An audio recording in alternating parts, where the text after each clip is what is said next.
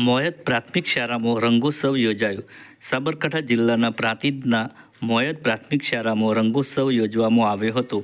બાળકોની શિસ્ત, શિક્ષણ, સંસ્કાર, કલા અને ભારતીય સંસ્કૃતિ શીખવાડતી ગુજરાતી માધ્યમની શાળામાં, જેમાં તમામ બાળકોના અંદર રહેલ સુષુપ્ત શક્તિઓને ખીલવવા રંગોત્સવનું ઉજવણી કરવામાં આવી હતી અને તેઓને પ્રોત્સાહન પૂરું પાડવા અને સાથે સાથે આ શાળાની જૂની વાતોને વાગોરવા શાળાના ભૂતપૂર્વ વિદ્યાર્થીઓ સ્નેહ મિલન પણ થયું હતું.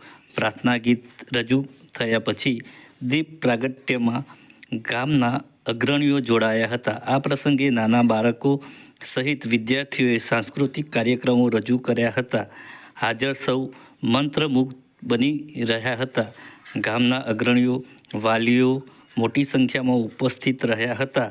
શાળાના આચાર્ય અજયભાઈ પટેલ અને શિક્ષકગણ કાર્યક્રમને સફળ બનાવવા માટે ભારે જહેમત ઉઠાવી હતી. MTV news Prantij.